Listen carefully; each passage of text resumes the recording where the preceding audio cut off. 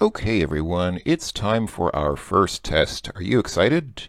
I know I am. I actually quite enjoy taking tests most of the time because it's a chance for me to kind of verify and vindicate myself and show what I know. And if you've been studying, then hopefully you feel the same way. I know people sometimes dread tests if they feel like they haven't been able to follow the material or haven't been studying very well. Then tests can certainly be depressing or kind of a bummer, but I think that the material thus far has been fairly clear, so let's go ahead and get started. So yeah, you can see if you look on the left-hand side here, the lessons are divided into, I believe, 20 groups, because we have a total of 100 lessons, and they are divided into groups of 5. So 5 times 20 is 100, so there should be 20 groups and thus 20 tests. So you have 100 lessons and then 20 tests, one test after every 5 lessons. This first test is pretty easy, I think, at least compared to what we'll get into later. These tests do get, or these lessons do get quite in depth actually later on. I think by the time, if you really study these lessons thoroughly all the way to the end, all the way through lesson 100, you should easily be able to tackle Russian into at least the B1, B2 level. You know, there's no equivalence given here on this site as far as I know for how these lessons map to the usual language levels used in Europe. There are six language levels used in the Common European Language Reference Framework for Language Acuity or Ability. And so the 6 levels are A1, A2, B1, B2, and C1, C2. C2 is very advanced. That's like approaching native level speaking of the language. Usually with B2 you can get along pretty well. Many universities will accept, most universities in Europe will accept you with a B2 or C1 level usage of a language. And I think that these lessons actually can take you pretty close to that, if not right up to that. You should easily be able to do B1, maybe even B2 after studying all 100 of these lessons. So you're approaching already something not quite native speaker level, but something where you can do everyday conversations with relative ease if you're doing all these lessons. So I think this is actually a pretty good set of lessons. It's quite thorough, but again, it's not always very easy to follow, which is the reason that I'm making these videos. Anyway, enough talk. Let's go ahead and start the test. So the test has, let's see, I think it has something like 30, it has 28 questions. Okay. And all the questions are multiple choice, I believe. And it's very simple. You just see the question here, and then you click on whichever answer you think is correct. There is a start button here, but you don't have to actually click on it because the timer will automatically start when you click on the first answer. And I don't think that there's a time limit. I think these are just timed to measure your performance, just to kind of give you an idea of how long it took you. But I don't think there's a time limit, so don't feel too much time pressure. You don't have to finish these within a set time limit. As far as I know, at least I've never gone over a time limit when doing these. So you can even look at the vocabulary, which is nice. Normally you can't do stuff like that in a proper test. So these tests are fairly informal. They're fairly easygoing. And like I said, this first test is actually quite... I mean, it is fairly basic stuff. If you've been following along thus far, I think we should have no problems with this. So let's go ahead and get started. So we need to fill in this ... fill in this blank here. So there's a question, and then the answer is Это Ivan. Well, okay, Ivan is, I'm going to guess that's a guy's name. Well, Ivan is a man's name. So the question is probably, who is that? So it's obviously not где, because где means where. So it's either кто он, who is he, or кто это. I guess both of these could be valid because кто он means who is he, кто это means who is that. But since the answer starts with это, let's go ahead and match that with the question. Let's go ahead and say that the question is кто это. Okay, and now you can see the timer starts. Okay, so we've given our first answer. Let's just go ahead and go on. Здравствуйте. Something зовут Andrei. Well, when you're introducing yourself, the correct form is меня зовут. So there we go. Меня зовут Andrei. Pretty straightforward. Okay, now we have, now we can choose between кто, who, or что, what. Это компьютер is the answer. Well, computer is a what, not a who. You wouldn't say who is that for a computer, for an object like a computer. So let's say it's что это. Что это? Это computer. What's that? It's a computer. Здравствуйте, Петр. Доброе... Okay, so is he saying доброе день, ночь, вечер, or утро?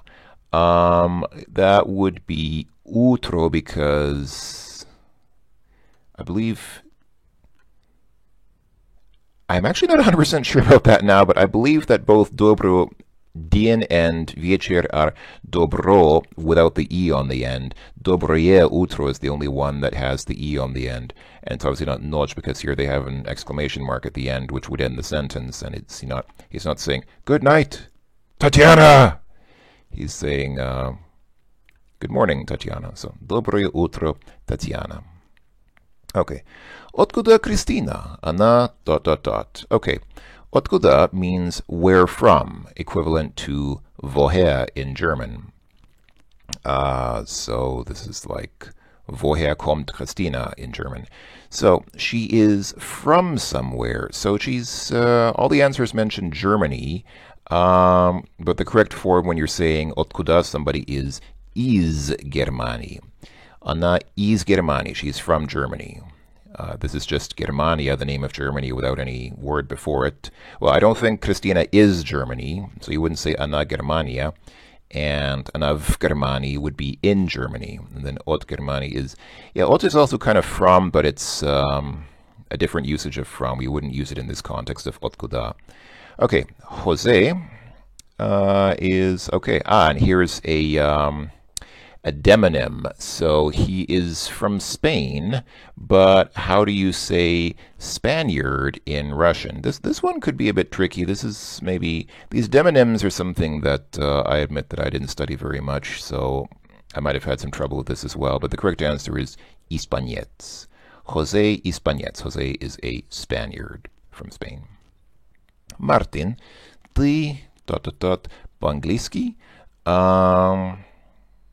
So yeah, so all of these are some form of говорит, meaning speak. So they're asking, do you speak English? And since they're using ты, the correct form is говоришь. This sh and soft sign at the end is typical of a ты conjugation of a verb in Russian. Okay, где метро? So who, okay, and then these are all forms of знает, know. So the question is, who knows where's the metro? Metro, of course, again being, I think I mentioned this before, but Russians use the word metro for an underground subway. What in the United States would be called a subway, and in the UK would probably either be called an underground or the tube. So, this is a third-person singular conjugation, and the answer is знает. Кто знает, где метро? Okay. Here again we see ты, but that's not so helpful this time because all of these are conjugated for ты. They all have the sh and the soft sign on the end. So actually now we need to use not the correct conjugation, but the correct verb. So,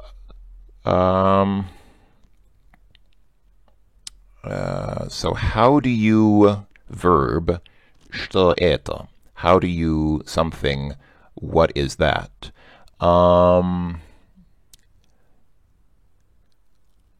I believe, yes, speak, understand, or know. I guess the correct answer here is думаешь. Как ты думаешь, literally, how do you think, or how you think, but in English you'd say, what do you think? So basically, he or she, the question asker is saying, what do you think, what's this? So, как ты думаешь? That could be a bit difficult, because I don't know if we've actually seen this specific question in any of the lessons, как ты думаешь, but, okay.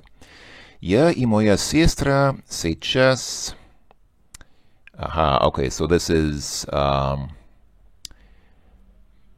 me, because it's we, I and my sister. So how do you conjugate the verb смотрит for мы, for we? Well, мы conjugation for we usually ends in m, so the answer is смотрим. Мы смотрим, we look at or we watch. Где вы? Okay, so this is now using polite conjugation with вы, and that usually ends in this ete. So где вы работаете? Where do you work? Polite form as if speaking to not a close friend, but a stranger or formal business acquaintance. Okay. Вы знаете... Aha, here we have once again the chi, chan, cho, and so weiter, and so weiter, and so on. Do you know whose book this is? So remember, these are all forms of whose, but this is dependent on the gender of the noun. So kniga is feminine because it ends in a, and the feminine form of whose, used for feminine objects, is chia. Okay. Okay, mama economist. So somebody's mother is an economist. We need to choose a possessive pronoun that would apply to a feminine word like mama. Well, the only one is maya. The tvoi and moi would be for masculine things, and then moya would be for something gender neutral. So maya, mama. Andrei, это something документы? Нет. Okay, they're not Andrei's documents, but what would be a passing word here? I guess it wouldn't be vashi because that would be polite, and you wouldn't call, if you were on the terms with someone, you wouldn't call them by their first name, Andrei. So we have the choice between tvoi, tvoya, and tvoi with the sign over the last character. This would be for a masculine thing, and this would be for a feminine thing. But this is plural. This is document, so this is the conjugation for something plural. Скажите, пожалуйста, как... Okay, как имя? Меня зовут Ирина. Okay, so... I'm going to guess... Yeah... If you don't know somebody's name, then you're probably on V terms with them. So it would probably be either Vasha or Vashye. Well, Imya is... Actually, wait, is Imya... I'm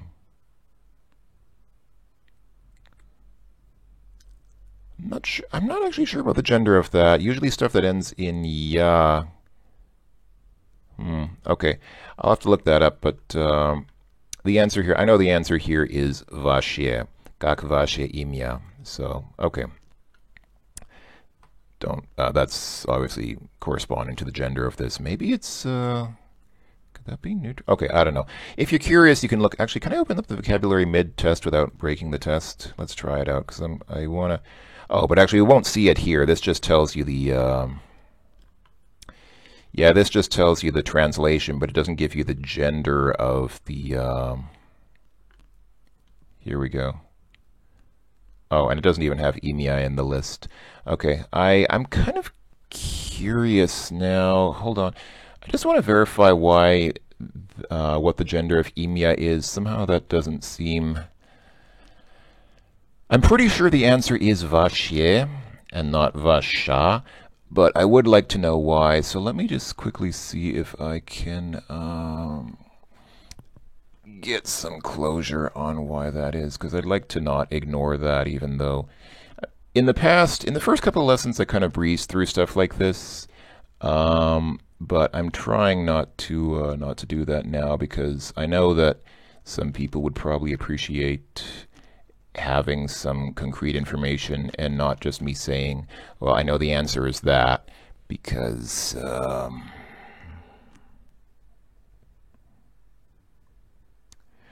okay, and it looks like imya is in fact neutral. Okay, that's the reason why. It is, for some reason, because of the ya ending, I thought it was feminine, but no, it is actually a neutral noun, and that's why it's vashye and not vasha. Okay, now we know, and knowing is half the battle.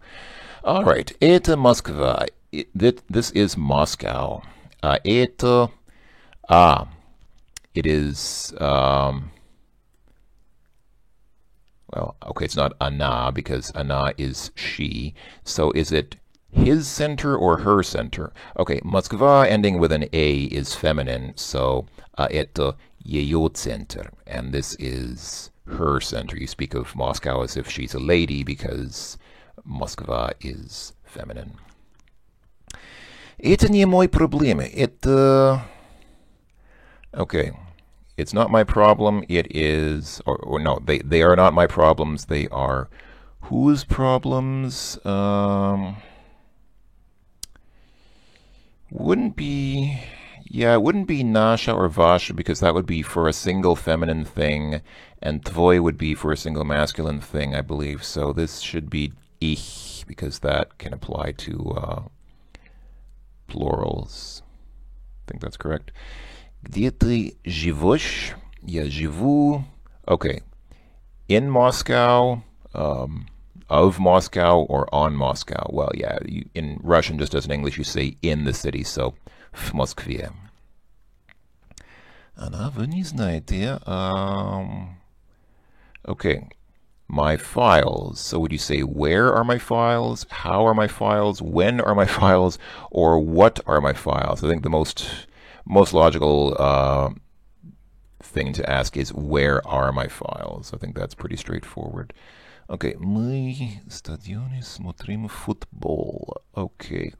So I think I mentioned when we were talking about v versus na, when you go to a stadium watching a concert or sporting event or something, you are, curiously enough, na stadione, literally on the stadium, not in the stadium. It's just a phrasing that's used in Russian. Don't ask me why. Мы сейчас... Okay, which of these is correct? Well, it's not a na restauranie because you're not on a restaurant. Well, I guess you could literally be on the restaurant, but pretty sure that if you're eating, in Russian, if you're eating, you say you're в ресторане, you're in the restaurant. And yes, you do say not в ресторан, but в ресторане with the E on the end, so this is correct. Okay, moving on. Где твои родители? Where are your parents? I remember now that родители is parents, not relatives, as I previously thought for some reason. Okay, mama is in the theater and papa is in the club. That seems suspect. Why did mama go to the theater without papa, and why did papa go to the club without mama? That's a scandalous story in itself. But in any case, for both of these, you're not on a theater or on a club. If you're there, you're in the theater and in the club, so that's correct. Скажите, пожалуйста, где работает директор?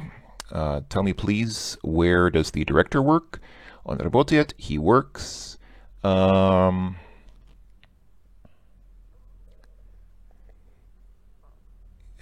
He doesn't work in the class. That would be a teacher. Don't think he works in the sauna. Somehow I'm not convinced that even in Russia, I don't think the directors work in saunas, or at least he wouldn't say that they do. What is spalnia? I'm pretty sure that... Okay, I'm quite sure that the correct answer is в офисе, in the office, but just so that I can get some closure here, let me quickly see if I can find out what is... What is spalnia?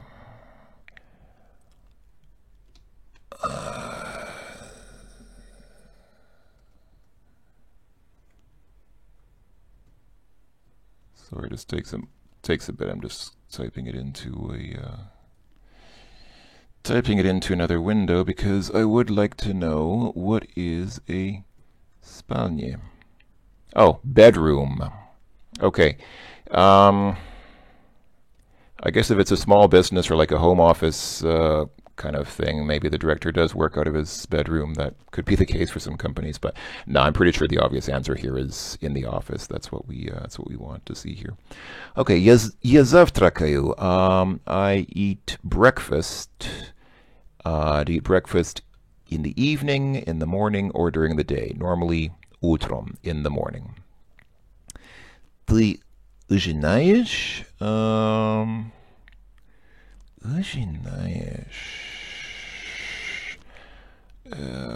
Что это? I'm quite quite sure that we've seen this word in the lessons. Oh, it's to have. That's right. It's to have dinner. Right. You eat dinner. Okay. Well, you eat dinner not during the day or in the morning usually, but вечером, in the evening. Okay. Где твои деньги? Aha. Here, once again, I think I mentioned this in a previous lesson. Once again, very important to remember.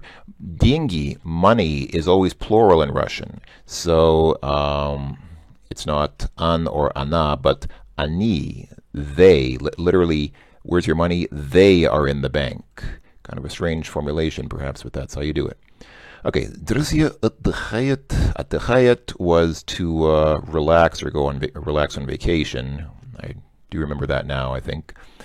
And all of these are forms of at the sea in the south. But are you в море? Are you in the sea, or are you на море, at the sea? The correct answer is this: на море, на юге, at the sea, or on. Literally, this is like on the sea, on the south. But of course, in English, you'd say at the sea, in the south. But this is the Russian formulation: на море, на юге. Okay, and finally, this is the final question. Где все файлы? Они... Okay, so where are the files? Are they on the computer or in the computer? This is where you could get confused here. You could get tripped up here if you're a native English speaker and you're not sure, because in English, you do say, yeah, my files are on the computer. But no, in Russian, your files are not on the computer, but in the computer. So, в компьютере. Oh, and test completed with 100%. That's nice. So we got everything right, and we can actually, because we can click show results and see.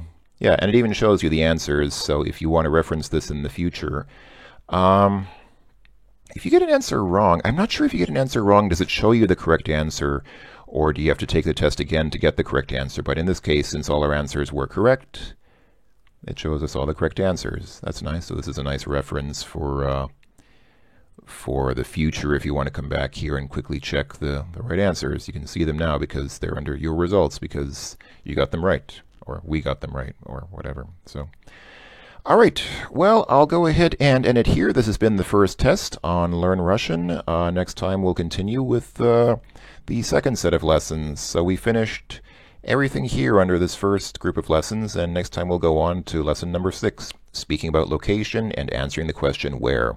Hope we'll see you then, folks. Until then, thanks for watching, and bye-bye for now.